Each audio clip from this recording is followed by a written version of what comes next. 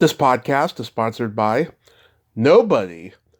Hey dudes, welcome to Splat from the Past, the only 80s themed horror and sci-fi show where things could get totally radical. Now today, I will be welcoming back my good friend Lisa Everetts, co-host of Pop Ninja Podcast. And today we're going to do a little tribute to Joanna Cameron, who played the original Isis on The Secrets of Isis. She died almost a year ago, and Lisa got to know her for a long time and had her on her podcast.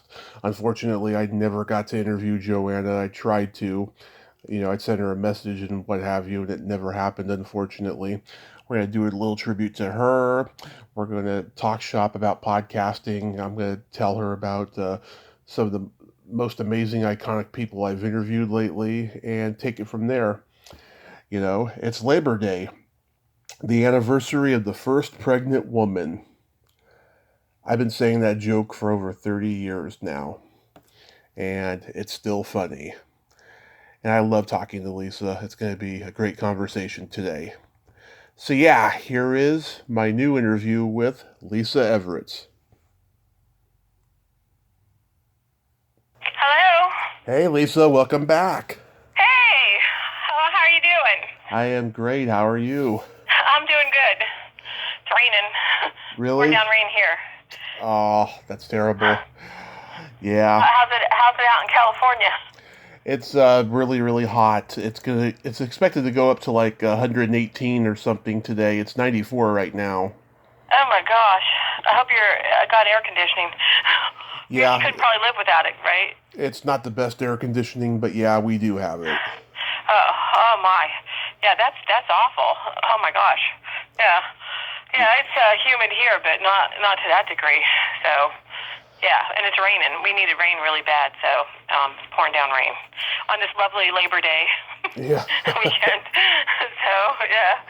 Well, the whole secret to surviving in hot weather is just to keep the windows down. Oh, yeah, and keep the heat out. Mm-hmm.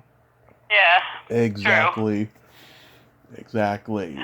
I see you've been going through an awful lot on Facebook, but I know how strong you are, and I thank you so much for coming back on at last minute today. Oh, no problem. No, I'm excited. I'm happy. We are, me and Patrick haven't been able to do our podcast yet, so, because he's moving. He just actually moved to Texas.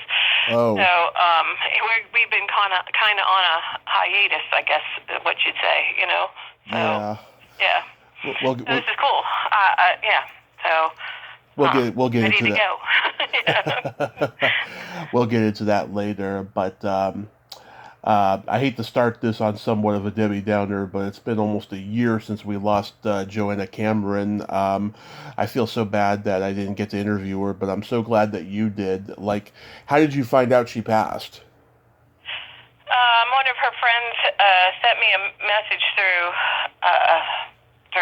my Facebook page, and she had friended me like right prior to telling me what had happened, and for some reason I just got like a gut feeling that something was off. It was Joanna's birthday was September 20th, and my birthday September 9th, so it's coming up on the anniversary of my birthday, her birthday, and I had sent her like a big gift basket of stuff for her birthday, and we had been talking about, she had just sent me the manuscript of her book that she had finished doing, which I think me and maybe one or two other people are the only people that have a copy of it. I don't know that it's ever going to get published now because I don't know who would have the right to do that. You know what I mean? Yeah. So she had just finished it. She'd been talking about it like for years. She'd been throwing around different ideas for it and stuff. And she had like tons of pictures. I mean, and a lot of the pictures that she has, I have never got to see because she wasn't very good at doing like the computer and doing like she started like texting my husband on her cell phone and like sending me a few pictures of like where she lived in Hawaii, like when different places I hadn't seen before, and just different things. Like she sent pictures of her dog, and I mean I've seen him before in other pictures, but these were like current, things, So And so I was planning that Halloween party that I did last year, where the cast of ISIS was going to be here, which Joanna Pang and her husband Dick Atkins were here, and I've known them now for years. We've become like really good friends. And then Brian Cutler was going to fly here for the party, but because of COVID and then the whole Delta variant thing was going on, he had talked to his doctor about it, and they didn't think it was a good idea. So he just kind of we just said, well, we don't chance it, and you can come some other time. So, but we still had like some of my like local friends were here, and we did like this vampire theme party. But it was also like the cast of them were going to be here, and it was kind of like for Brian and Joanna Pang to kind of see each other again, because it's been many years since they've seen each other. I think the last time they got together was maybe the San Diego Comic Con when the ISIS DVD came out. Which Andy Mangels produced, and they like kind of premiered it then at the Comic Con, and I don't think they talked all the time, but I don't think they've saw each other in person since then. So it was going to be, like a little mini reunion, and they had not talked to Joanna Cameron since the show ended, and Joanna Pang was in the first season, and then they went to Ronalda Douglas was in the second season, as Randy Carroll on the show, and Joanna Pang played Cindy Lee on the first season. So Joanna Pang didn't get to come back for the second season, and when they stopped the first season and they stopped taping, nobody knew like what was going to happen. Like they film and then they go off and do other things, and then they think they're going to come back to do the next season, and then there were cast changes, and so they never saw Joanna Pang had never saw Joanna Cameron ever again. So they hadn't seen each other in 40 years. So Joanna Cameron was going to call on the phone to my house and talk to everybody, and she and I had talked about that for a while, and she was actually really excited about it. She was, she hadn't talked to anybody, and she wished she could. She hadn't been flying or going to events or doing any of that kind of stuff for like a long time, So. She's kind of retired from all of that, so she was going to just call, and like I was going to put her on speakerphone, and everybody's going to get to talk to each other, and so she kept saying to me, remind me, when that is again, because I might forget. And she had just moved into a different. They had sold the hotel that she had worked at had got sold. They kind of got shut down with COVID, and then they put it up for sale. And then she and her longtime partner had parted ways. So she had moved, within the last couple years, and then lost but she was still working back at the hotel. But then that went, another, that was done. So, she would talk to me on the phone, and she would say things like, if my one friend calls you, you'll know that, she died, and I was like, I kept thinking, why would she be talking like that? Because I think that she had some health issues that she was very private about, maybe, I always thought she was in fantastic shape, she looked fantastic, so this was a totally out of nowhere, total shock, still can't believe it, I still don't understand it, it's like, it just is so weird, because, when her friend friended me, she didn't say anything about Joanna, that anything had happened to her, so then when I guess I kind of started feeling like something was up, and and I hadn't heard from Joanna Cameron because it was her birthday was the 20th. I sent her that gift basket. She got it. She sent me pictures of everything. She sent me pictures with her dog, and then I hadn't heard from her. And then it was like a week or two had gone by, and she had sent me her manuscript right around that time too. And then we were talking about it, discussing it. I was giving her ideas of things that I think that she should add to it, or things that just more, she was very, like, just didn't have a lot of like information. Like it was very, I don't know, it was more like a picture book. It didn't have a lot of like details about her life, and I just thought people will want to, even from the interview that we did with her, people might want to hear more about her personal life, about even besides ISIS, some of the things that she did, with the commercials, because she was in like the Guinness Book of World Records. She, did movies with John Wayne and Bob Hope, and she, lived next door to Rock Hudson. She was in a movie with Rock Hudson. Wow. There was just things that she talked about, a little bit in the book that some of the ways that she worded it, I think people would have liked to have, understood it more. You know what I mean? Like Absolutely. Context of what she was talking about. So, like, we were talking, and then all of a sudden I didn't hear from her, which I knew she was actually going to be. She was looking for the place that she had been working at. She like right up until this, like over the summer. She was working in another hotel, like a little boutique hotel. Yeah. And they put that place up for sale.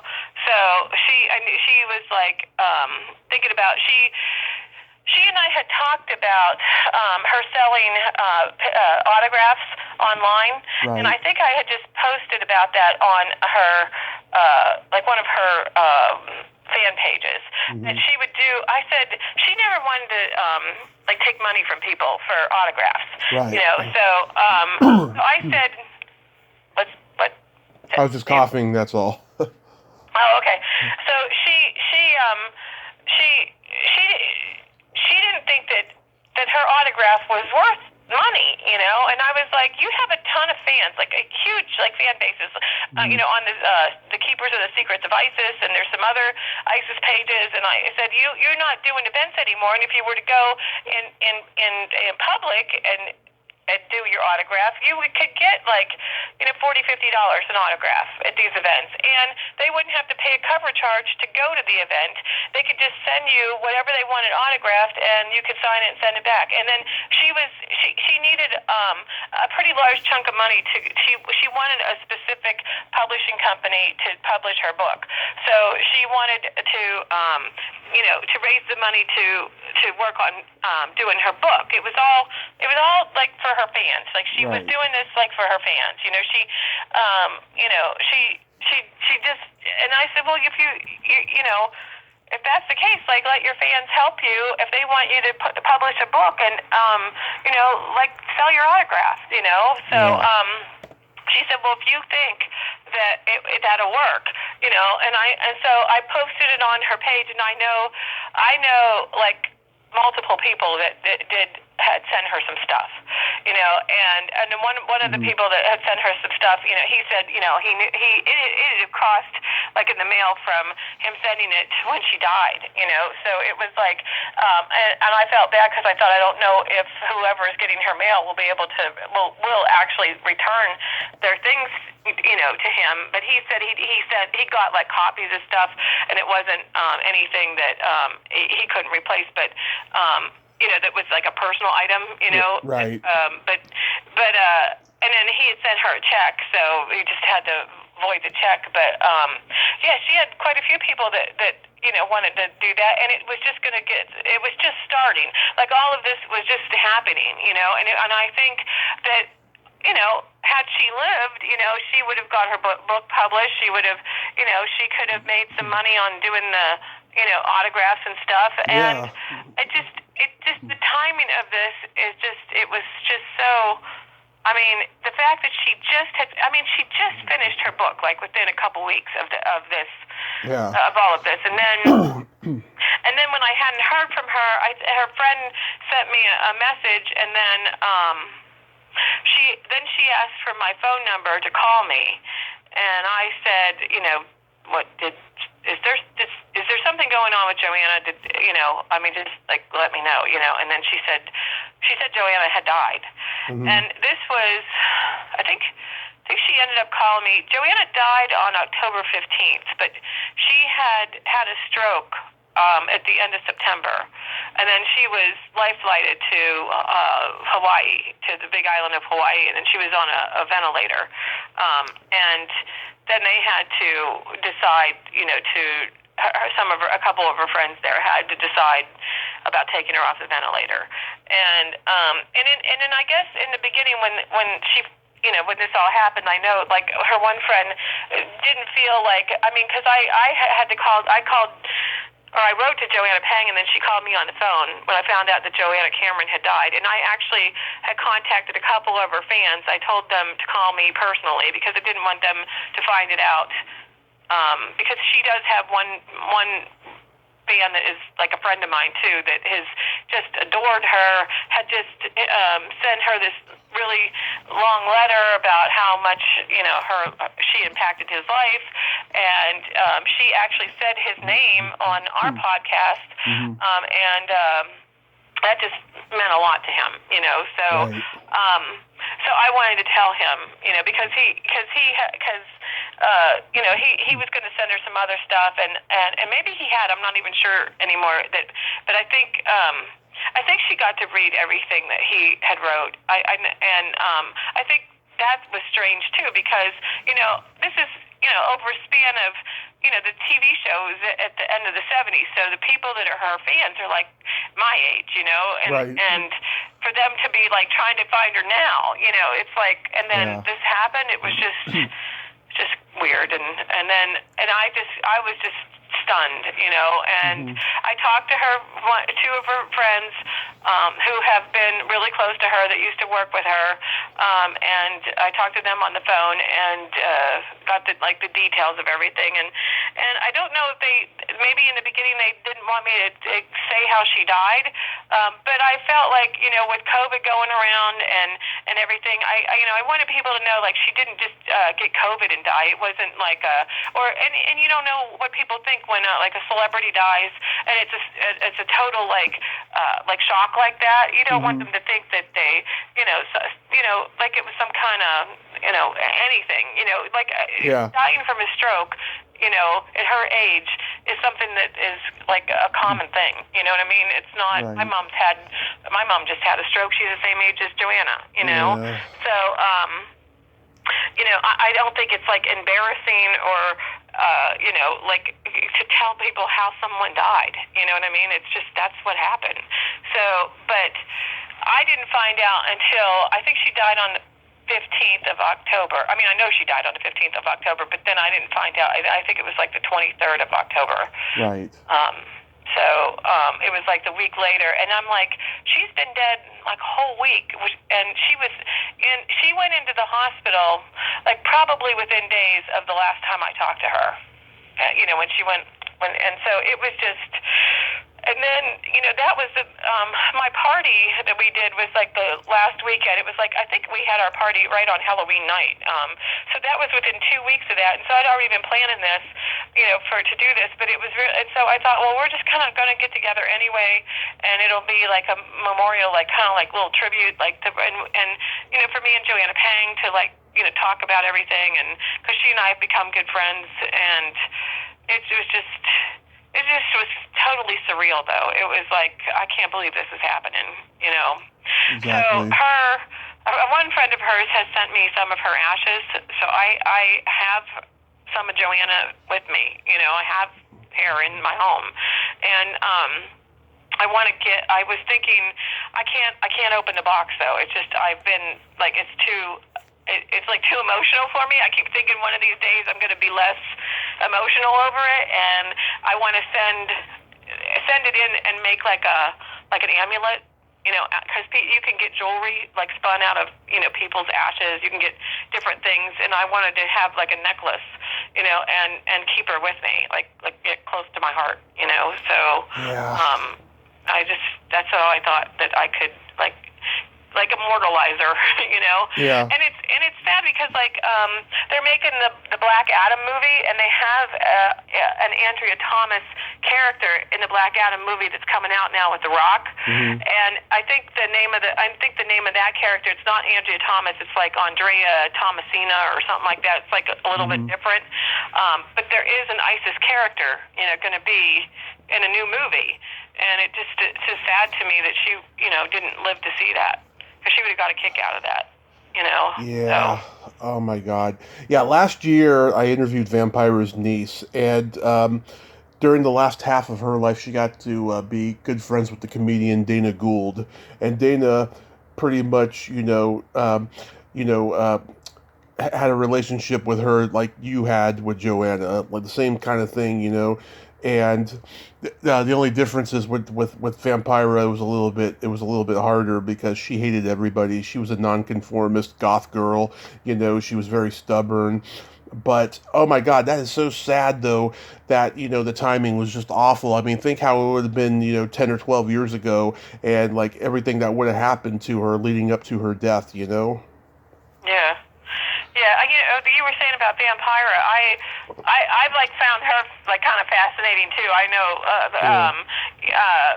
somewhat about her, and yeah, she was died alone and died a very, like kind of sad life too. So Yeah. I didn't know that you talked to her niece. I'd be really interested in listening to that one, because Oh, her life is pretty fascinating too. it was a lot of fun. Yeah, take a listen. She's got a book out about her aunt. Um, Hmm. yeah, well, when I listened to that interview with Joanna, it was over a year and a half ago, and so I'd have to listen to it again. I got a sense, though. I remember when I listened to it, I got a sense, though. She seemed like she was a little bit bitter and had been through a lot since leaving Hollywood. Did you ever get that sense? Oh yeah. Yeah, it's like it's a man driven business, Of it's like course. men, women, like that she wanted to get into like directing, and I guess she did get to do a little bit where she finally got her, and she talked about that on the podcast about how she got her, like I don't know what that's called, like it's not like the Screen Actors Guild like thing, but it's when you get into the directing, which I don't remember what how you do that or whatever, but you have to be able to actually direct an actual something, to be able to be in it. You can't just like say I want to be a director. You have to have done directing, So that was the thing that she did achieve, and she talked about that. And yeah, it's very bizarre that like our interview is her last interview, because she probably talked, and it's probably because of she and I have been really good friends, for like so many years, and I talk to her all the time on the phone, Hmm. I posted like some of the messages like from her on my answering machine so that people could hear her voice, but she's on, I'd say, the first 10 messages on my answering machine, and I don't ever delete them. You know what I mean? I've recorded them, so that I have them in case by accident they get, deleted off of my answering machine. But she would call, and if I wasn't here, she would like talk for a long time about, different things. And so like so I wanted people to like, hear her current, Hmm. because she hasn't really done anything like she hasn't done anything. But when you look back at Hmm. her career, like in like just in commercials alone, where she had been in the Guinness Book of World Records for having done more TV commercials than anybody. I mean, how awesome is that? I mean, who can say that but her? I mean, you Yeah. don't get in the Guinness Book of World Records unless you're the one that broke the record. So. That to me is pretty awesome. She always kind of like even like she downplayed like she was beautiful, Yeah. just like stunning, gorgeous. People talked about like how she was just like sold like how many millions of dollars in products because of her, and Yeah. being in these commercials for like legs pantyhose and or maybe it was Hanes pantyhose, but she was in a pantyhose commercial, and then she was in a lot of like beauty products, like hair coloring, and that was just because she was so pretty, Yeah. and she to do that, I know she had tons of pictures from that time, and I've never seen pictures of her mom and dad. So like I know like her one friend wanted to see, like she was going to put that in her book. She had like stacks and stacks of pictures, and her one friend was sorting through them and going through them, but then I know another friend took all that stuff. So I don't know where it's ever going to end up. I don't know how it's ever going to, get. Nobody. I don't think anybody will ever see it. And I know she was always saying, like, I said she didn't know how to, like, she wouldn't have ever known how to, like, send me a pic. I said, you just take a picture of the picture and then you can send me the picture. But she wasn't really good at doing that kind of stuff. So because I just thought, well, I just wanted to see, like, some of the stuff from when she was a kid, because she's never put any of that. None of that stuff is out there. And I could tell you that there was another, like, I don't know, I wouldn't call it a fan page, but there was a page that I found through the Keepers of the Secrets of ISIS. These two girls were, like, I don't know who they were. I don't know how they were getting information on Joanna's, but they published a whole ton of pictures of her that I'd never seen before, and I took them off there and I sent them to her, and she knew exactly where they had come from. Her ex-manager, like boyfriend, that she had had for years, that she could not stand him, so they must have got them from him, and why he did that and why he put them out there. I mean, I know that, she wasn't happy, but then she was like, you know what, unless they're using my picture for, like, pornography or something, she's like, if it gets people talking about me, and she's like, because she was upset at first, but then she was kind of like, you know what, if it gets people talking, it'll help my book, and it keeps her, like, relevant, So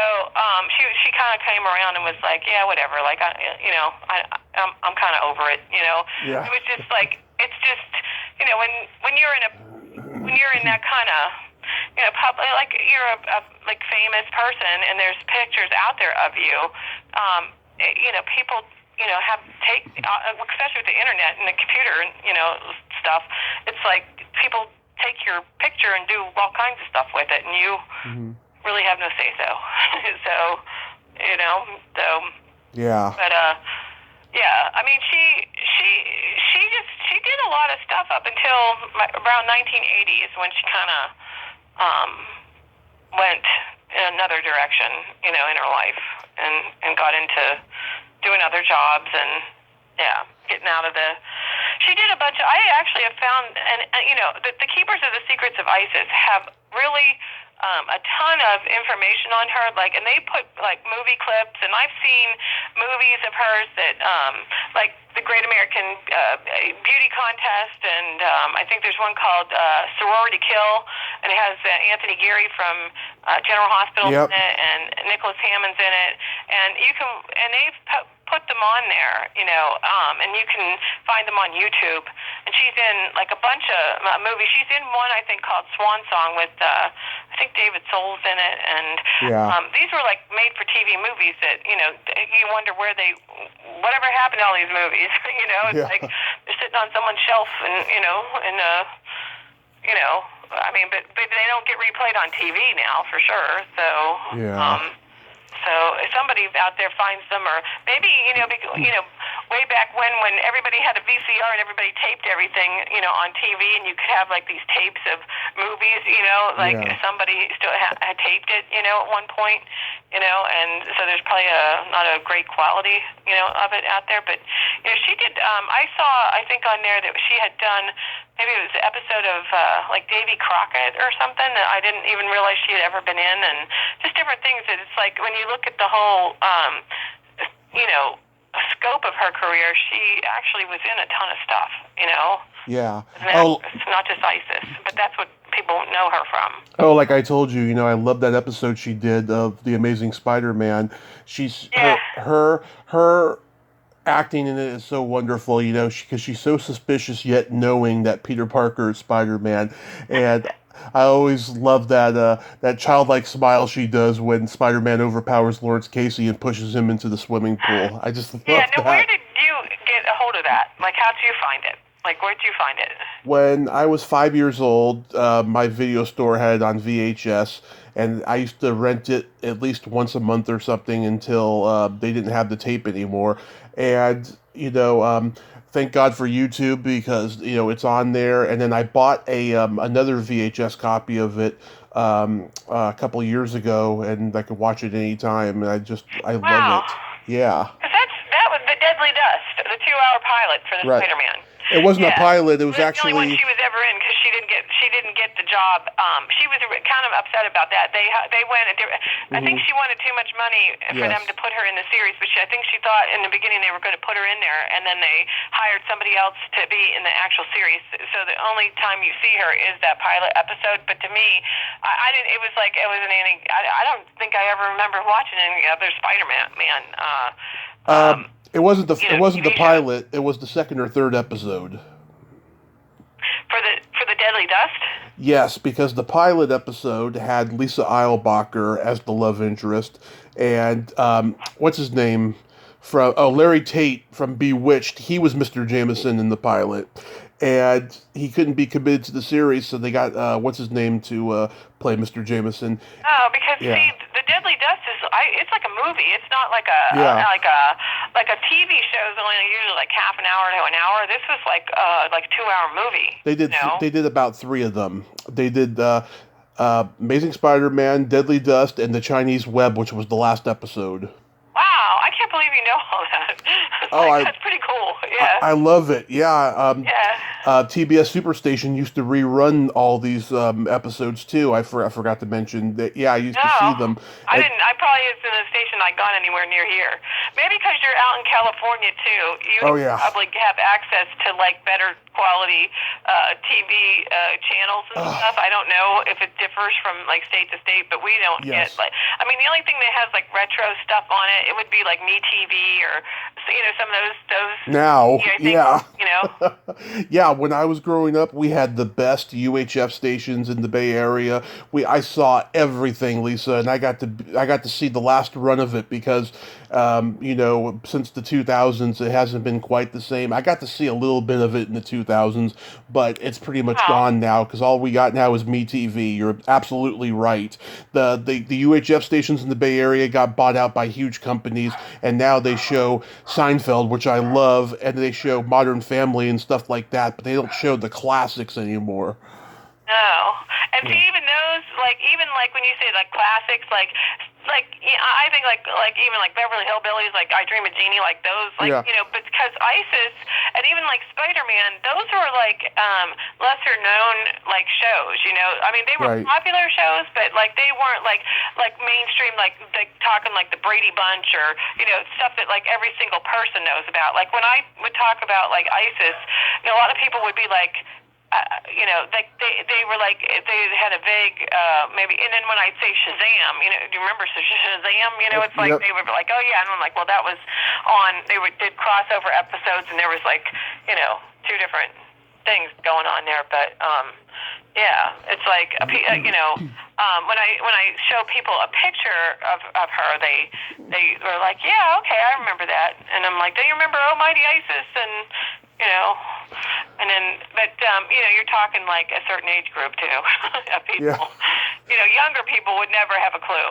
If I tell people now, The Rock is making a movie and they're doing this character, they'll be oh, that's cool. It's but they don't know she's the OG, of the kids TV shows, Absolutely. Yeah. I know you've interviewed Brian and Jackson Bostwick and Joanna Pang, but I was curious, did you ever ask Garrett Craig to come on? I don't even know who that is. He played Captain Marvel in this late 70s superhero revival. Yeah. I have heard that. I don't know if you asked me that a long time ago, or I probably did. Now that you say that, but no, because it was just the TV show. I don't think he was in the TV show, the Filmation show. No, I think it was that. Yeah, I reached out to him a couple of years ago, but he was busy with some project. But I'm going to reach out to him when the new year comes because it's the 45th anniversary of Warren Beatty's Heaven Can Wait, and he was in that. Oh, okay. Did you ever talk to John Davy and Michael Graves. You ever talk to either of them? No, okay. I've been trying to get in touch with them for a couple of years as well. I really Oh, want to get John Davy before the year is out because it's the 45th anniversary of my favorite Robert Altman movie, Three Women. oh, I can't believe how much stuff you know about movies. You're just like and you're Yep. way younger than me. Yeah. It's like and I'm like, you just like know everything about every movie ever made, every detail. Like I Your brain said, is like an encyclopedia of. like I said, we had the best UHF stations, and then Yeah. my mom worked for the cable You company. retained it though. It's like Oh yeah. Patrick's like that too. Patrick talks about like the TV shows from back then that he saw like one, maybe they had 6 episodes and then they got canceled. And then I always think like I can't believe how many shows that there were out there that like nobody ever heard of, and like he remembers them, and the only way he remembers them is from watching them back then, because they're really hard to find any kind of stuff on them. And Yeah. there's a show that I liked. It was a kids TV show that I wish I could find like episodes of it. It was called the Alpha Team Search and Rescue. Mhm. It was about like it kind of sort of reminded me of like Land of the Lost, and like I don't know, like because it was Mhm. just the dad and like his kids, but they had trained all these animals to like go like find people that get like lost in the wilderness, like in I think maybe in like Colorado or Montana or someplace, but they have like train mountain lions, and they train hawks, and they train animals to go find somebody if they like fell off a mountain or something, and it's like I love that show, and I can barely remember it, but I remembered it enough to be able to know that it existed and be able to look it up, but Yeah. it's like I would love to see it again, and Absolutely. I don't know where it's at. Who knows? Oh, it's probably on So, YouTube. It's probably on YouTube. I've looked on there. They have it may have been like I don't know if it was part of the Croft shows in the morning. Like, 'cause there was a ton of those shows. There was a show on called Muggsy that I liked, and there was a show called Patrick and I talk about it, Run Joe Run, and then there was one about a horse called Thunder. Oh yeah. And and I just those shows I think the kids today will never know like how cool TV used to be. It's like it's just kind of sad. So It really yeah. is sad. Yeah. Lisa, I've been so blessed this year. I've just interviewed amazingly iconic people, and most recently, Yeah, you have. yeah. Yeah. Oh my God, I just most recently had Gina Shock and the Go-Go's on. Oh my gosh. Yeah. I didn't see that. That's awesome. You are just amazing, because like you just keep getting people all the time, and like keep doing this. And I mean it, I was like saying to Patrick, like it's you have to keep coming up with people, coming up with ideas, coming up with topics, and we're like in our 3rd season, and we've only done a few. We haven't had any interviews yet this year. We just haven't had time to even line people up, and you're like, I guess, tenacity, for doing this is just like, incredible. It's like it's constant, finding somebody new to talk to, and a variety of people. You have like a huge everybody all over the place, Yeah. like of every, music, TV, movies, everything. It's really cool. It started out, it started out as just horror and sci-fi, and then I just decided to branch out, and I don't regret that decision. It's just been so wonderful, But that interview turned out way better than I thought it was going to, because it's very hard interviewing people who are oversaturated and do a lot of interviews and have answered every question you could possibly think of. But yeah, so what happened was back in 2017 and 2018, I had reached out to Jane Weedland, and she turned me down, and I found out later she was struggling with bipolar disorder, which is awful, Yeah. And then when Kathy Valentine's book came out, I reached out to her. She gave me an email address. I emailed that address, never heard back, and then the pandemic hit like a week later, and then I got super busy because everyone who was busy before finally had time for me, so I kind of forgot about it. So then last October, her book, Gina's picture book, was announced, and the Rock and Roll Hall of Fame induction for the Go-Go's was announced. And I was like, oh, I gotta reach out to Gina Shock. She was always the sarcastic and funny one whenever they would do interviews. I gotta get her. Yeah, I know exactly who she is. Yeah. Yeah. So we went back and forth for a while because Gina ended up having a surgery right after the promotions stopped for a while.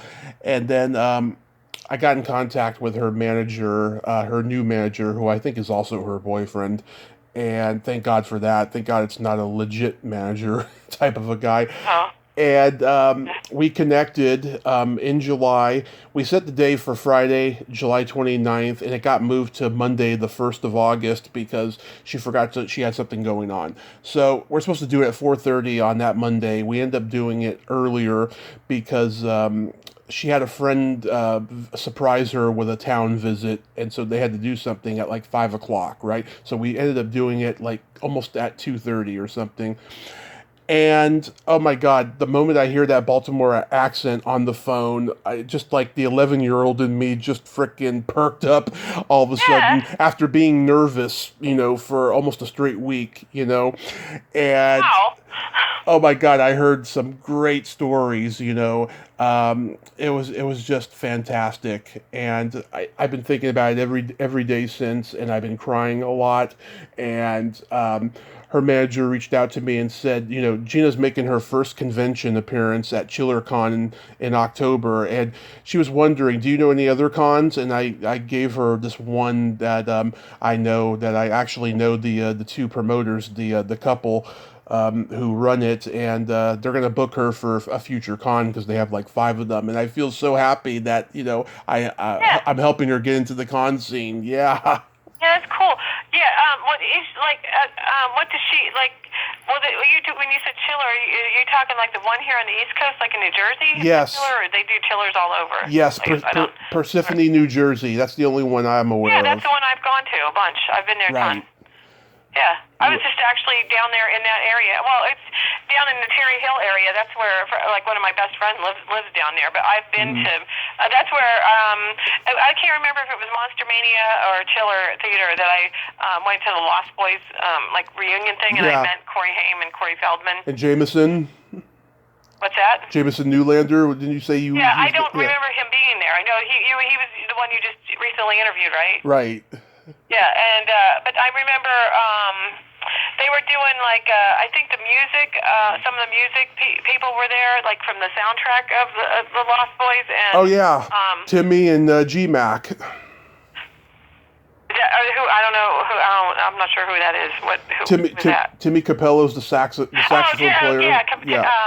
Is it Tim Capello? Tim Capello, yes. Yeah, he does the saxophone guy. Yeah. I think he used to do the saxophone for Tina Turner too. Yes, my mom actually saw him live, and G. Tom Mackey does the song "Cry Little Sister."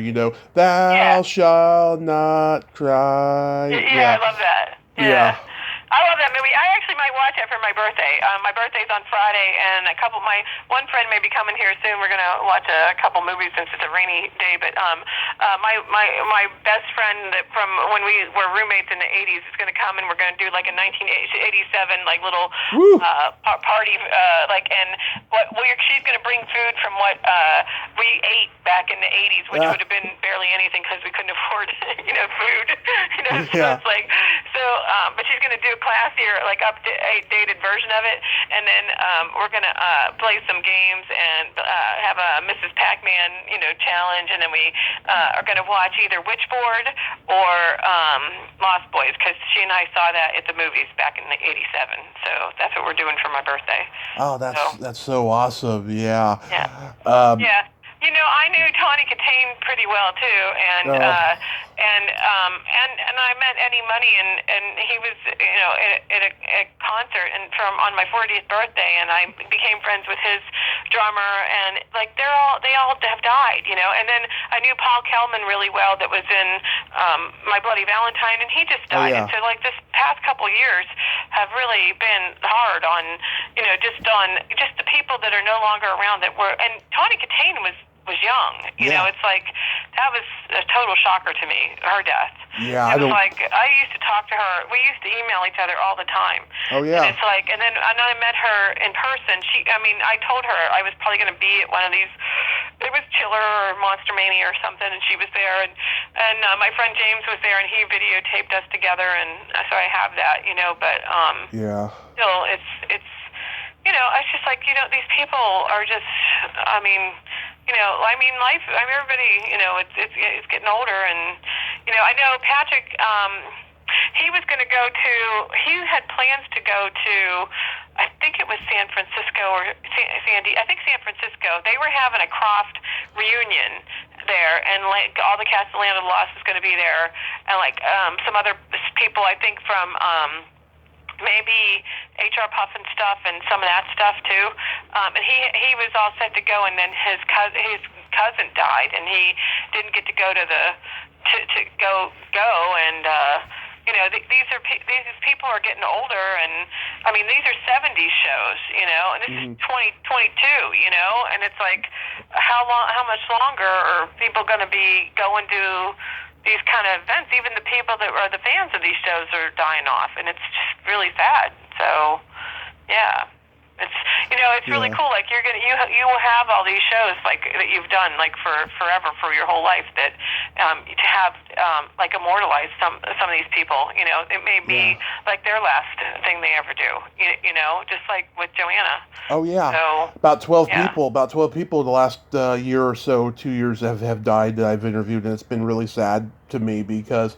Some of these people never even did a podcast interview before me, and Mary Mara back in June, drowned in New York, and I was her only podcast interview, and I'm so embarrassed by it because I was such a lousy interviewer at that time, But we remained in touch until she dropped off of social media. We were going to do a part. Who was that? Sorry? Who was that you were saying? Who I didn't know the name. Mary Mara. Mary Mara. She played Billy Crystal's daughter in Mr. Saturday Night. Where he's the old Borscht Belt comedian. Oh, yeah, I didn't know who that was. So yeah. Love Potion #9 and Nash Bridges, which she was sexually harassed on that show. She told me about that. We were going to do a part 2, but she dropped off of social media, and it's really sad to me that we never got to do it. But we always talked, privately and stuff, and got along great. But it's just so sad, and I'm surprised her family never reached out to me. And she died? Yeah, she drowned on June 26th. Drowned? Yeah. She was swimming in, I think, the East River or something like that. Well, how old was she? She was about 60-ish. Oh, I don't know. Too many people go swimming in a river. That doesn't sound like that sounds like a bad idea, Yeah.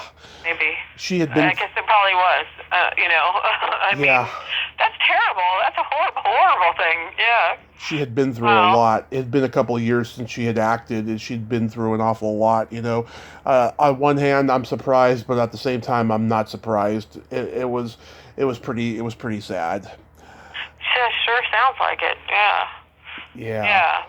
Wow. Yeah. I need to really I've looked on the internet at like different there's people that make like these kind of necklaces that I want to get made for Joanna to do that. I maybe this will get me light a fire under my butt, it's like and do it, because I just can't open the box, and I got to open the box to be able to take out what's in there to send to somebody, and I just am like it starts to make me just I just am like, and I just, it's coming up on her, her birthday is the September 20th. So, I don't know when you're going to play this episode of later your today. podcast, but later today. It's on. It'll be on today. Yeah. Okay, because it's like, well, it'll be like this is her birthday month, so that's a good time, for her. Yeah. Absolutely. To think about her. So, and then I don't know if you take your links to stuff and post them on other places, but I know it's hard for me to go on the Keepers of Secrets of ISIS. I haven't posted on there. I don't even know if I posted on there since she died. I posted like some personal stuff on there, but it makes me sad. It's like I can't. It's even like when I'm going through like pictures on my computer and I run across like a bunch of her pictures that I have of her. It's just like I cannot believe that she's no longer on this planet. And that I'll never talk to her again, and she'll never call me on the phone. I mean, she used to call me all the time. I mean, we talked like constantly, and then it was weird because we were talking more and more and more right up until she died. Like we had talked a lot. Like we were kind of in a like when. I think when I think like I went through cancer and when she would call me and she was and she would say things to me like I lost a lot of friends during that time period, people that I thought like I was really close to. I don't know if it's because they can't handle cancer or what the deal was, or politics and everything that's going on, whatever, but she like really stuck with me, and like would call me and just like kind of cheer me up and tell me like don't let that stuff bother me, and and it was great. We said because she had like a lot of different people in her lifetime that have like kind of let her down, and so we said we were going to adopt each other and we were going to be sisters, and we're going to adopt each other as sisters, it's like so she said I'm going to get the paperwork drawn up, we're going to adopt each other, it's going to be official, I'm going to be my son's aunt, and it's like I said, she goes, I can be Auntie Andy, that's what she said to me, like 'cause of Andrew Thomas, and I was like, cool, that's what we're doing it, we're going to be related, and we just were joking about it, but it was fun. She was fun to talk to, it's like she always was very upbeat with me, and like was always like as like a kid, I looked up to her on TV, but as a person, and because she was in the hotel business, and then I do a bed and breakfast because of that, she became my mentor in real life, and it was weird when I first met her, we had just got open, and she was maybe open like for maybe it had been a year, and so like we would talk to each other about, she would just tell me things like with the bed and breakfast, like watch out for this, and she would tell me some horror stories of stuff people did to her hotel, and like smushing oranges on the walls and ripping the sink off the wall and like doing all these crazy things, and she's like, make sure you get people's credit cards, and and I'm like, I sure hope people don't rip my sink off the wall. They're they might, they're gonna go to jail, it's like, but and she would just like, kind of give me like, she'd call me and she'd like, what are you doing? And I'd be like, oh, I'm baking cookies, and she'd be like, oh, I'm cleaning all the toilets, so it's like, we would be like, whatever, we were doing, it was kind of like the same thing, you know what I mean? Like we were doing things in our house, like for our guests and stuff, so, she and I could relate to each other on that too. We have that in common. Like with that, it's like our lives morphed into like the same thing. Exactly. Not on purpose or anything, but just the idea that like we had the same job now. That was kind of weird. Yeah. So yeah. So. But and she really missed that, and that was really hard because she really put a lot of her heart and everything into it was called the Koala Club hotel that she had in Hawaii, and they worked on it for years. Like it was an old sugarcane plantation, and they redid the whole thing. And she lived in the main building, and then they had like 9 cottages that they completely restored. And I think I posted pictures of it on the Keepers of the Secrets of ISIS, because they had just finished really like gutting the whole place. And when she first moved there, she couldn't even, it wasn't even like, I think they lived like in one like area. I don't even know if they had electricity for a while. She had to like rig up a shower, like there. Yeah. It was very rustic, so but they worked on it for a really long time, and she worked hard, like, and that's really, to see somebody that had like a kind of a very privileged life, like growing up. I mean, her parents were, well-to-do. I think they owned a restaurant at one time, and they were friends with Colonel Sanders, Oh, wow. fried chicken. Yeah, and I think she rode in the parade, with a pony, with Colonel Sanders, and Yeah. that's how and she was very, I think she was very athletic back then. She's from Colorado. She used to ski. She used to do all kinds of sports and stuff.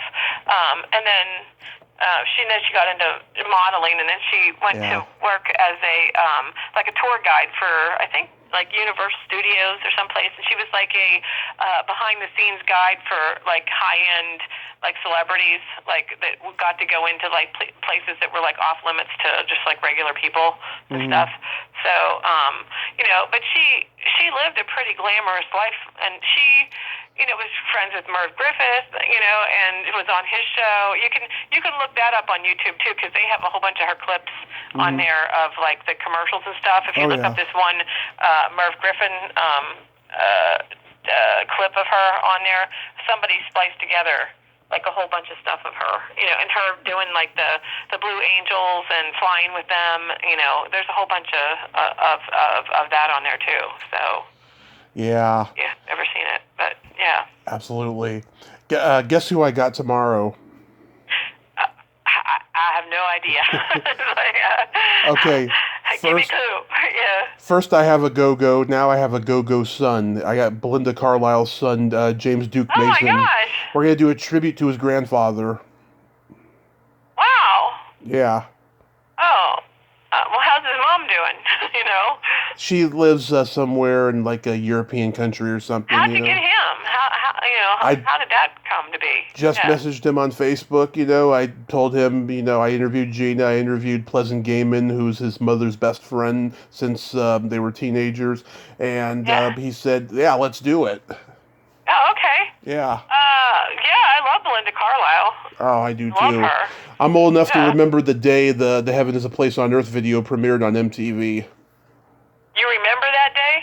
Yeah, I can't tell you what the day was, the actual date, because I was only 4, but I remember seeing it like the first time. I didn't know who she was. I didn't know who the Go-Go's were yet. I found out later, but at that time I was like, God, she's gorgeous. She's got a gorgeous voice, and what the fuck is up with those girls with the Lone Ranger masks? That was a strange video. I love Mad About You. Love that song. I remember it. Yeah, Gina. I think I'm pretty sure I know where I was. What was it around like 87, 88 when those came out? 86. Wow, when you were 4? Like, what year would that have been? Okay, 86 was Mad About You. I didn't hear that till much later. Heaven's a Place on Earth came out when I was 4. That was 1987. And that's the year I was in Virginia, and that's like when because like my friend Stacy was coming for my birthday. We had a 13-inch TV that was in black and white. Okay, so and I had never watched MTV my whole life, like growing up in Punxsutawney, Pennsylvania. Like we didn't get MTV. The only thing we got were like Friday night videos. I don't know if you remember that. Yep, I remember. Yeah, and because you are way younger than me, so So we would watch like these videos on our 13-inch black and white TV, and what the movie or the video for Bon Jovi's Cowboy song.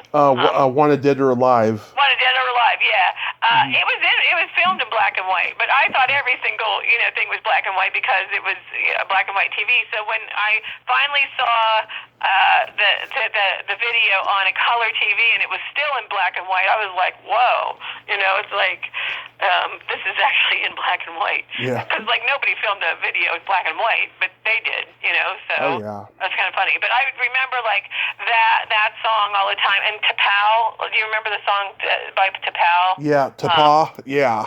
Yeah, Heart and Soul. Yes. That song, every time I hear that song, I think of like that year of my life. That was fun year. I loved 1987. Yeah, it's a great year. So it was a great. Good luck with that. That'd be great. Oh yeah, back in January, I talked to Susanna Hoff's mother. Her mother? Yeah, she directed her in that movie, The All Nighter. Oh my gosh. Yeah. That was had like every person on the planet. That is like so wow. Good people on the planet. I mean, I have interviewed some jerks, but lots of good people. And yeah, that I reached out to her in 2017, and I didn't hear back. And then I interviewed a close friend of hers, and she heard it, and she's like, "I want to go on this podcast."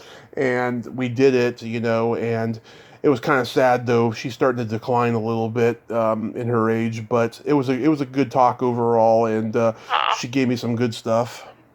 Yeah, so you've had some jerky people that you've interviewed. They were jerks in the interview? Oh yeah, Really? a couple And of what them. the heck did they come on and do an interview for? Because I don't understand that. I've thought about that over time. It's just everyone in this I mean, business. this is like a Right. voluntary thing to do is to be in an interview. Right. And it's like, if you don't want to do it and you're going to be a jerk, why do it? It's because they're narcissists. They want the attention, but also they're also reminded of bad experiences they've had once it starts. They're like, "Oh, I should have talked about this instead. I'm going to be very forceful and aggressive here." Oh. That's how it works. That didn't have anything to do with you, So Yeah. like, you can't help whatever happened to them. That's not your fault, So yeah. It's a weird thing, But let's see. I talked to Cherie J. Wilson recently. She was nice, but she basically gave me the same interview she gives everybody, so it wasn't that fulfilling. Let's see. Jodie Foster's friend and taxi driver, Billy Perkins. It took about 5 months to convince her to do it, and fortunately, she found out we had a mutual friend who vouched for me, and we did it, and it was wonderful. Well, what do these people think you're going to do when they're interviewed to begin with? Or, I mean, you're just talking to them on the phone, so, like, I don't understand, like, what they would be, worried about. You know what I mean? Like, what can you do? It's like, you know what I mean? Like, they need to worry to get somebody to vouch for them. I mean, it's because they don't. The only thing is, like, I mean, some people are. I mean, if they're private and they don't want to do an interview, but people that want to do an interview, like, what, then just do the interview. You know what I mean? Like, just, it's because they don't know me, and they're not that. How many people do they know that do this kind of thing that they would know personally to begin with? You know what I mean? It all depends on the person, and it's also they're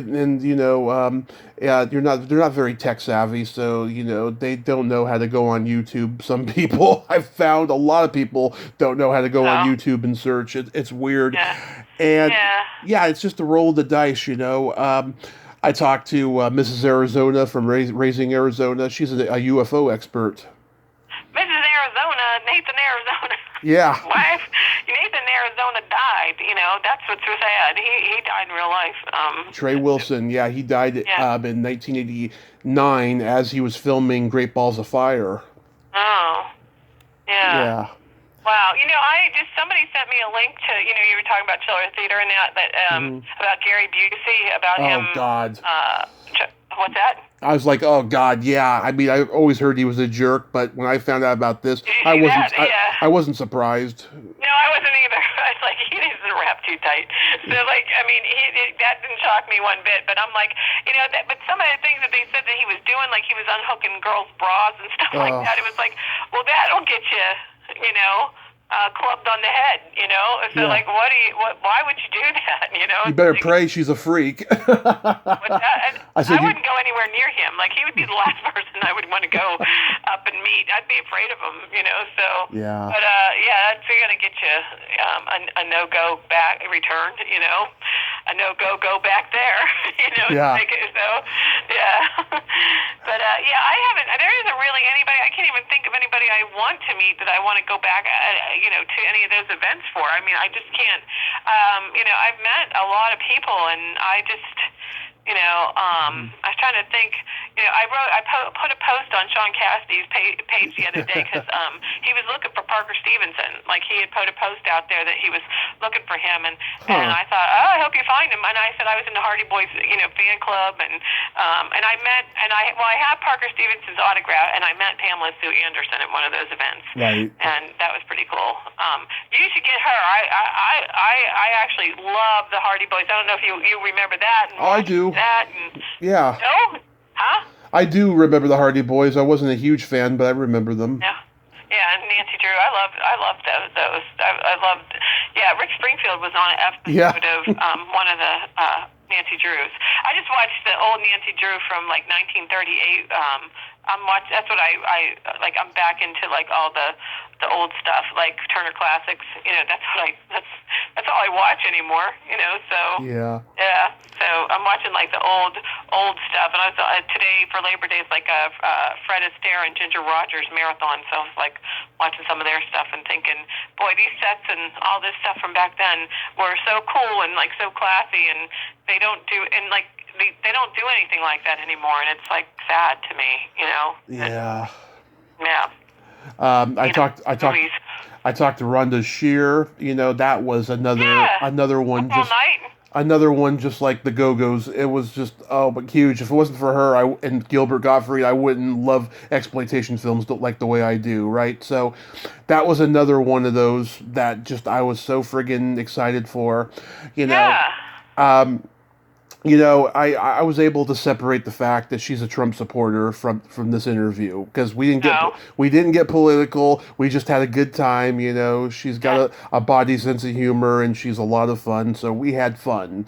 You know, and we're Facebook friends now. And her assistant messaged me later and said, "Oh, she had a lot of fun with you." You know, same thing happened with Gina's manager. He said she never walks away from an interview saying that guy is awesome. He knows his shit, and you should be very proud of that. And I'm like, oh well, there God. you go. See, like I know, like you've said, you've had some like issues, like just even like people like not like acknowledging things that you know. It's like that. What you or people are telling you, and people are doing your interview, and then when you hear that, that should make you feel really good. I do. You know? I am very happy about those. Yeah, it's about time. You know. Yeah. Because I listened to my early ones. Which is good for you. I mean, it's just, you know, this is all like things, like these are memories that you're making just in the interview alone. You're making a memory for whoever you're talking to. You're talking to them about their memories, and that in itself is like a really cool thing. So. Right. And every once in a while, I'll come across a very tragic story I hear in an interview, and it'll stay with me for 24 hours. The most recent one wasn't tragic per se, but career-wise, it was. And I could hear the depth of her soul as she told me this, right? And it was on your interview? Yes. That people heard it? Yeah. Yes. This woman, Ivy Austin, she was a dancer in Grease 2. And she played Raggedy Ann on Broadway, and that was a notorious disaster. They did how many performances? I want to say 4, maybe a little bit more than that in just a couple of days, and it closed right away. The Broadway show completely closed. She knew going into it, it wasn't the best play. It was a dark play. They were marketing it like it was a kids show, but it wasn't. It was very dark. And she was hoping that this was going to be a stepping stone to maybe something better, that this was going to make her a Broadway star, because that was always her dream. She's a New York girl. She wants to be on Broadway, all of that, right? And she ended up, you know, kind of leaving, you know, acting after that, and she became a therapist, and she's very happy where she is, but I can just hear that glee in her voice of like, you know, she wishes that she had been a Broadway star. And it stayed with me for 24 hours. And things got a little bit funny at the end. Like, you know, we start playing my secret silly game, you know, and I talk about, you know, how much I love belly buttons and feet and all of that. And she starts analyzing me. She's like like a therapist. What did she come up with? Yeah. Oh, it's not. She didn't come up with anything. She just wanted to know why I like that, you know. And well, what was your answer? Well, I just, you know, I told her about the girl that I was, you know, in love with when I was 6, who had a cute belly button, you know, and stuff. And my brother's girlfriend, when he was a teenager, had nice feet, and that's where that began. And she looked just like Raggedy Ann? No. She did not look like Raggedy Ann. Oh, that's creepy, Lisa. I mean, like, you know, when you were 6, you know, it's like, you know, I had to, you know, I don't even know if Raggedy Ann had a belly button. So, yeah. I don't know. But she listened to me with no judgment, and it was so awesome. I loved it. But that interview, yeah, that brought a tear to my eye. I loved Aw. listening to stuff like that. I found. Do you remember the movie Private Lessons? Yeah, I Okay, have it. Eric Brown. I found him after a long search. Last year, I interviewed the writer of it for the 40th anniversary. I should have found Eric by then, but I didn't. I can't. Wow. So you get everybody Mhm. affiliated with every person and every person that ever worked on any movie that was ever made. That's what's Yeah. crazy. Well, I mean, I found out he had a website, and I did not know that. He is in the logistics business, and he has a company based in the Bay Area where I'm from. So I emailed him. He was so happy to do it. He doesn't get to talk wow. about his film career that often, so he was happy to do it. And we had a blast. And he listened to some episodes beforehand, and he liked what he heard. Especially with some people he knew. So it was great. Do you know how? I mean, I don't remember if you told me like how long you've been doing this for. I Like how? started I started in May of 2017. I just did a anniversary show in May. It took me 8 hours to put this thing together, and it was wonderful. Well, and like, do you know how many people that you've talked to? Like, oh, Yeah. Okay. So I mean, I've done as of today 1,592 episodes. I don't know how many people, but yeah, because you've done some repeats. yeah, Like because even with me, I'm a repeat person. So yes, I've had I'm the same person.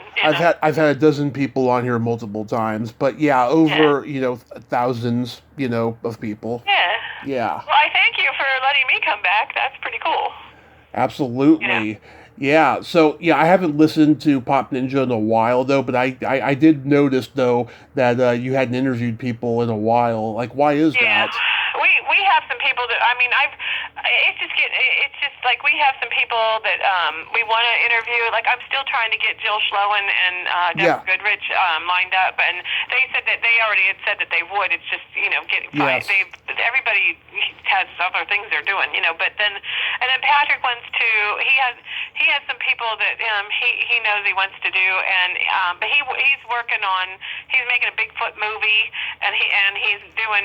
He does his Lake Charles Film Festival every year, and Mhm. I think the actress that was in Airwolf, she's going to be his guest there. So he's putting that together, and he has another podcast that he's doing about Sasquatch stuff. I think it's called. It's something like a now like. Sasquatch film something, film squatch or something. I don't know I forget what he's doing. It's on our Pop Ninja page. I think he's posted it on there. But he does that too, and so it's just getting together, and when and how, And this month for me, my son, moved to Sweden, and we had his graduation and all that going on, and my mom, is in a nursing home with a broken hip again. So it's just been like, when are we going to get together? But with him moving, he moved an hour and a half away from where he lived, and so he has to get all of his equipment set up, his microphone, his headset, and all that stuff is packed up. So Mhm. but we're going to get back to it.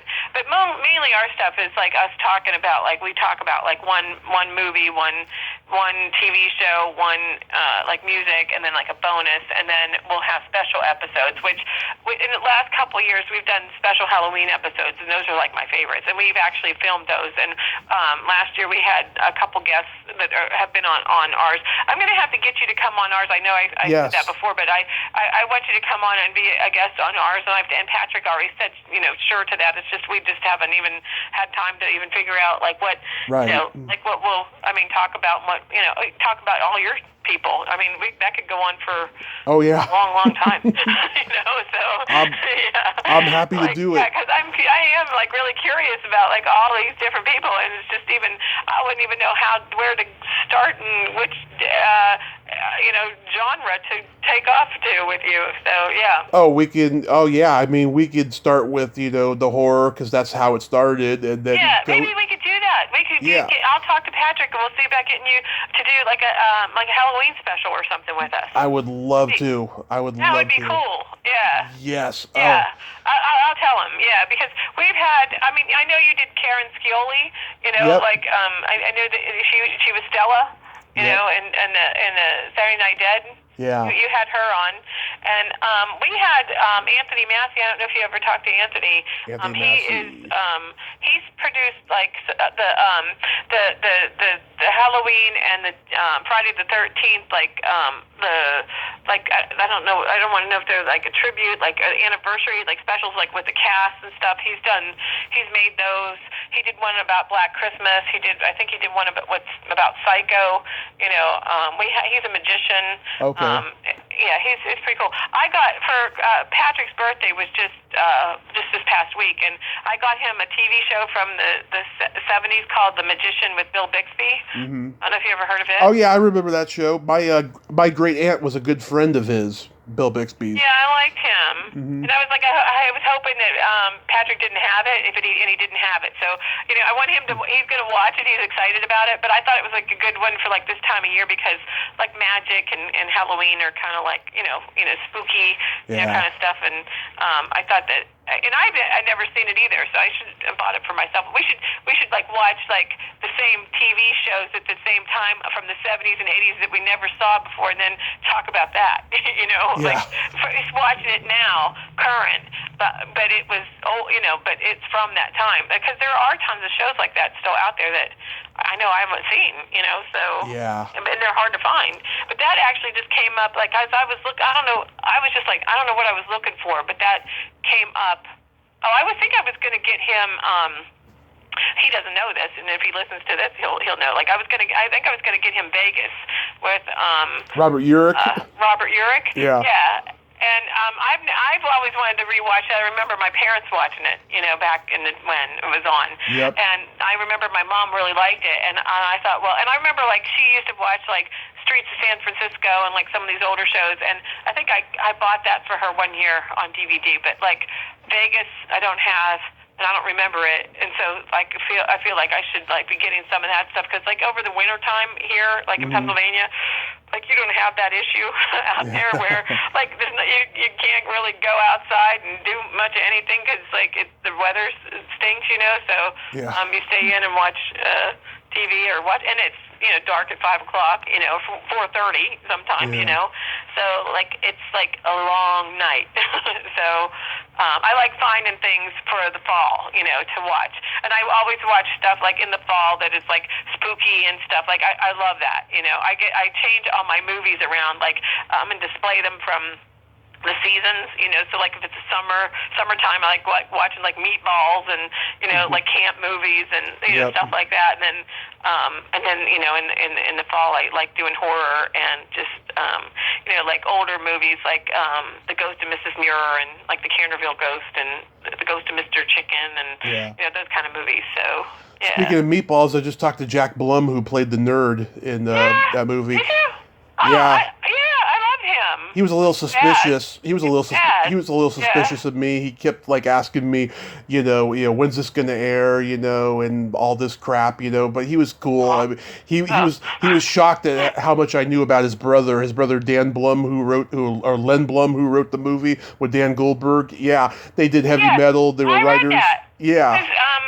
Jack Blum was like he was interviewing people for the role of Spaz, and then he ended up playing Spaz because he couldn't find anybody that was better than him in that part. Right. So I read that. I met Kristen DeBell. I know Christine. DJ. Yeah, I know Christine. Yeah. Did you ever interview her? I did. It was very awkward and strange, but it was good overall. I tried to get her back, but she only does every podcast one time. Oh. Yeah. Yeah, I met her in person, and she might be another Deborah Foreman, for me. Yeah. So yeah. Similar last year situation going on there. Yeah. Yeah. Last year, you did an episode where the two of you talked about Space Hunter: Adventures in the Forbidden Zone. That would have been Patrick. I've been trying to get a guest from that movie for a long time. I found out Deborah Pratt is on Facebook. I'm going to reach out to her next year for the 40th. Oh, okay, cool. Yeah. I've never seen that movie. Believe me, some of the stuff that Patrick talks about, I've never seen it. I never heard of it. I need to there's like a whole list of stuff that he talks about that I want to see because when he talks about it, it's like really interesting, and I'm like, oh, I think I would like that. I know that like one of the things he talked about, it was on TV. It was what was it? It was the one. There was a space. It was this one space movie. It has O.J. Simpson in it. Oh, what? Yeah, yeah. What it has? I probably know it. Garrett's in it. It was just on. It was just on. Are you talking about Capricorn 1? Capricorn 1. Yes. Yeah. And I saw part of it. Like I just was flipping through the channels and it was on, and I'm like, hey, we just talked about that. I had never seen it. There it is. Isn't that weird? Elliot Gould, Telly Savalas. Yeah, it's got a great cast. Peter Hyams directed it. Yeah. I see. I mean, it's really cool because a lot of people I remember growing up I could remember all these different people's names and stuff, and my aunt would say, how do you remember that person, how do you know their name, and how do you remember that? And I'm like, I really don't know, but now that I know you and have talked to you and every detail of everything. I mean, you have almost I feel like I have a photographic memory on some things, but I don't know what you would call your memory that when you remember in detail like that, like you do, and you can boom, just right, say, yeah, that's so and so from that's whoever from that movie. I mean, you're not doing mainstream people. You're doing even obscure people that may be their only role in that one movie, and you know it. So exactly. Yeah, well, if it wasn't for the internet, I wouldn't remember, because a lot of these obscure people, I didn't know their names for a long time, and then when the internet came, then I knew it. So. Yeah, but even if you had to research it and you had to find it to retain it, that's amazing too. It is. So, I like to when I see a movie that I never saw before, it was just that was Billy Jack, and that's how I got to be friends with David Roya. David, yeah. It's you talked to him, didn't you? Did you talk to David? Yeah, not long after you last time. Yeah. Yeah, I thought so. And he came here to my house. But when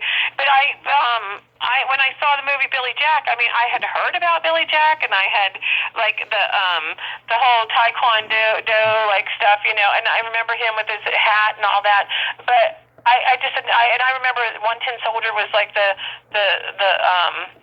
theme song of Billy Jack, but I don't think I know I didn't see it, because then I found it on a VHS tape for 50 cents at a yard sale, and then my friend told me about it, so I watched it. I was like, oh my god, I love this movie.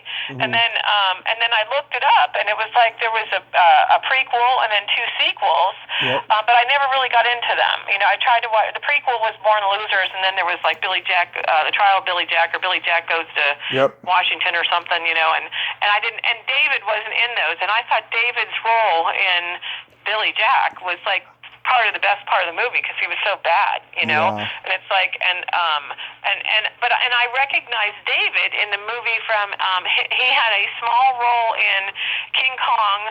He was one of the crew people in King Kong with Jessica Lange and Jeff Bridges, and I recognized him because he reminded me of Michael Landon, and so my brain his hair and all that, and I thought, that's the guy from King Kong, and then mm-hmm. And then I never Billy Jack. I think there's only one other movie that I've seen him in, Tom Laughlin, that we played him, and I saw him in a movie after that called Tea and Sympathy, which has Deborah Kerr in it, and Tom Laughlin was in that as a young person, but I never knew him from anything else, and that became a cult. Movie people, really, liked it. And his daughter, Teresa, mm-hmm. His wife's name was Teresa. I think his daughter's name was Terry too. I'm pretty sure. And she was an extra in the movie Break-In. Oh yes. Yes. I would love to if I wanted to meet anybody else or talk to somebody, I would love to talk to Lucinda Dickey that was in Breaking. Yes, same here. Getting dancers who are in movies is very difficult. For some reason, they have this diva-like quality. I know her. She is. She owns she owns this old plantation place. I think it's in Kansas. Mm-hmm. Her last name is Pillagin. Yes. And I found her. You can actually contact her through there. I tried. No response. You did? Yeah. So you tracked down what I'm talking about? I've tracked down Lucinda because I interviewed Boogaloo a couple of years ago. Oh, did you? Yeah. Boogaloo Shrimp? Yes, he was great. Oh my God, do you know who his influences were as dancers? Wasn't Gene Kelly and Fred Astaire. He told me that. Uh, It wasn't them. I'll tell you who it was.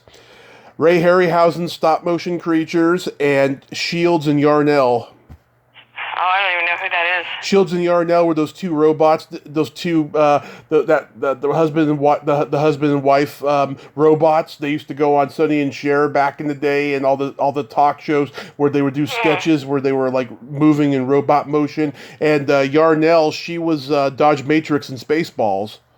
Oh, no, I don't remember that I was at all. supposed to interview Shields back in February, but he's kind of a jerk, so I decided not to do it. Yeah. Shabadoo from Breakin', Yeah. Aldolfo Quinones, I'm not even sure I'm pronouncing that right, died like in this past year too, and Yeah. that is a giant bummer, you know. I was going to reach out to the director of Breakin' 2, Sam Furstenberg, who directed American Ninja also. I was thinking about reaching out to him. I love that scene when Boogaloo does the ceiling walk. This is just before Lionel Yeah. Richie did it. Just Yeah. before. And then he kisses that Latina chick who was super cute. I looked for her and I couldn't find her. See, I love that movie. That's like Yeah. one of my top 5 favorite movies. Yeah. That's a magical scene. That's a poignant, Yeah. magical scene. I love it. I love part 1 and part 2. Yeah, if you get Lucinda Dickey ever, that would be awesome. Yeah. Yeah. Oh, that would be fantastic. Yeah. Yeah. So this October, I'm gonna reach out to some great horror people because there's a lot of milestones to be had. The 40th anniversary of Creep Show and Poltergeist. Oh yeah. Well, half Yeah. of those people had died before, like the end of the 80s was over. Oh, there's Yeah. some left. There's some left from Poltergeist. Yeah. Have you got Oliver? Yeah, Oliver Robbins. Yeah, Robbins. I reached out to him a couple of years ago, and he read my message I saw, but didn't respond. I'll try again though. Oh, because I think he's one of my Facebook friends actually. Oh, nice. Yeah, he's on there. I can't remember because of my page being hacked on who I lost and who I'm still friends with because Yeah. I lost a lot of contact with a lot of people and then that really is a bummer because like some of the people that I was friends with that were celebrity people that have died, I can't ever even get I can't get back to their Facebook page because they're not here. So yeah. I got yeah. Well, this was fun. I had fun. It was really fun. yeah, I So got I'll get. Yeah. I got I'll be up here later tonight, right? absolutely. I got connected with my friend Greg. He has a podcast up in New Brunswick, Canada, and he's fun to talk to about this stuff too. He's interviewed a lot of great people like I have, and we give each other guests all the time. Oh, that's cool. Yeah, Yeah. He's That's cool. he's always down to interview anybody, even if he's never heard of them. He likes to have the conversation. And oh my God, he just did his longest interview ever. It was 5 hours and 20 minutes with this guy Paul Salmon, who's a sci-fi historian. He got to be on the sets of like Blade Runner and Conan the Barbarian and RoboCop and God, so many in the 80s because he was a crew member and he's written all these books about being on those sets. And I'm going to be talking to him hopefully this month. And I told him, I said, I only got 2 hours and 49 minutes on my recorder. So, let's not even try 5 hours. Yeah, so like you don't edit anything and you just put it on there just like the way that it is and that's the way that it turns out, right? Occasionally, especially lately, I'll listen to the conversation, or actually, I'll just take note during the conversation. If I hear something that doesn't have any relevance, where somebody went down a rabbit hole like or something, went off track of something. yeah, it just didn't fit right. I'll edit that, or if someone tells me to edit, I will do that. But for the most part, there's no editing really. Okay. Yeah. Yeah, Patrick puts in like all these clips and stuff with us, and and then it's completely different. It's like totally different. Because he puts in all the and see I had done another interview with another podcast thing where they it was taped. I was on the screen. Like we were taping it like live, and then Patrick was like, well, we could do that too. But then when he goes to edit it to put in like the trailers and stuff and put it on YouTube, you get copyright infringement. things popping up all over the place. So. Well, if you put it on YouTube and not have, like samples or music or anything, from the movies, it's just fine. You can just do it bare bones. Yeah, but it was like I like it with the clips. You know what I mean? Like, to me, it's cool. Like, I like it better. With it, not just us talking, but like, I like that he puts those in. But because he finds things that, like, they're so, like, I don't even know where he gets them. I don't even know where he finds the clips. Because it must be. Well, actually, if you think about it, it's probably already on YouTube. So like, and that's how he got it. So I don't know how we get flagged, but we just went back to just doing the audio now. So. Yeah, one last thing I want to ask you real quick. Sure. Have you gone to any conventions lately? No. I've been to two. Actually, Patrick and I were talking about, like, next year maybe he might come up here to Phoenixville, Pennsylvania, because they have the Blob Fest, and I don't. He would like for us to, like, set up a booth somewhere and, like, interview people, like, live at sometime. But with him being clear, like, now in Texas and I'm here in Pennsylvania, we talked maybe meeting up somewhere, even in, like, Tennessee, if they do an event there that we could go to. He would like for us to do that, so I said I'm all for it. If I can do it, I would do it. But yeah, well, there isn't. I mean, it's just, like, too hard for him to come clear to here, unless it was somebody, like, really big, that he wanted me to go to the San Francisco crop thing, but it was like too far, Yeah. So yeah. But the Blob Fest I would do, absolutely, 100%. That would be cool. I've actually had people that have stayed here that have been to it because I think they live down around it. It's not that far from me. So, and they do it, with the movie theater, the Blob, the movie with Steve McQueen. Oh yeah. Filmed at that movie theater. Oh. They have a whole Blob thing going on there. Oh, I found a guy who was a teenager in the Blob. I'm going to reach out to him next year for the 65th. He is a writer. He writes novels, and he does, like, online teachings of how to write novels. I'm like, oh God, I hope he says yes to me. It would be great to get an original Blob cast member next year. Yeah. Well, then that would be cool. Like, if we went to Blob Fest and you were doing a Blob thing, we'd have a whole blob of stuff together. Yeah. Like, multi blobs. I've been. So yeah. Yeah, and I've been to 2 cons in the last year. I went to a Comic-Con last year, the one that I actually recommended Gina to. Linda Miller from King Kong Escapes was there because I interviewed her a couple years ago. She is so sweet. I sent her a Christmas card this year. Who else?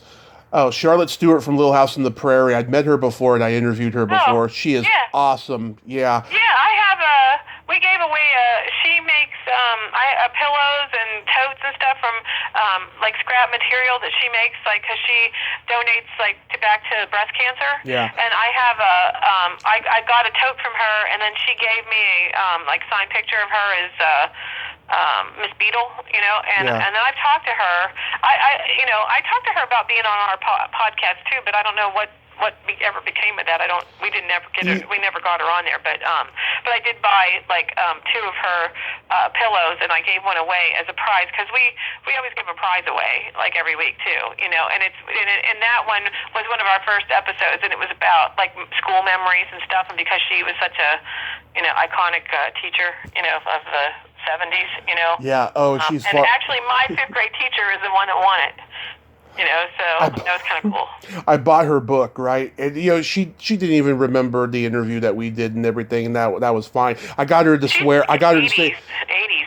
I got her to swear on this podcast, which I'm very proud of. So I'm buying the book, and she says to me, I hope you're not easily offended because, I tell the truth in this book, about being wild and being, Laurel Canyon girl and what have you. And I say, oh, it's absolutely not. Oh, my God, I am not easily offended by any means. Yeah, you're probably like, bring it on. Tell me more. Yeah. Exactly, and I love the book. And then the last con I went to was in August. Beverly Washburn from Old Yeller, the little sister, she's a good friend of mine.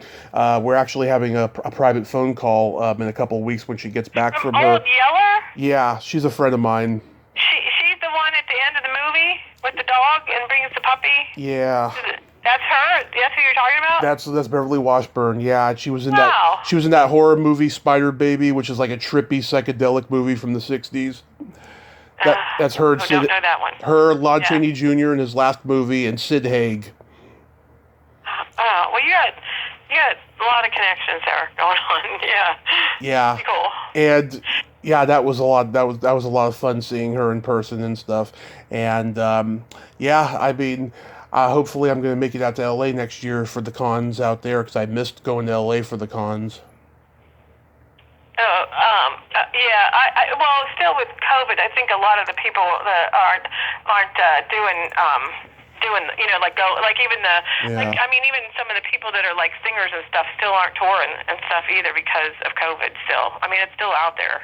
People are, still leery about big events with lots of people. They're not getting canceled as much as they were in the beginning. No, thank God. Is cool, so yeah. Lisa, thank you so much for coming back on this Labor Day. Thanks for having me. Yes. Be excited. I'll listen to it later tonight. Yes. Stay strong. Have a happy Labor Day and happy early birthday, and be safe out there. Okay, you too. Thanks, Tommy. Absolutely. Bye-bye. Okay. All right. Bye. Bye-bye. Well, there you have it. Lisa Everetts. Ain't she a sweetheart? I just adore her. She is just so awesome. And yeah, love to come on her podcast, in the future. Well, until next time, this is Tommy Throwback Kovac saying there's no shame in living in the past because the present sucks. Later, dudes. Rest in peace, Joanna Cameron.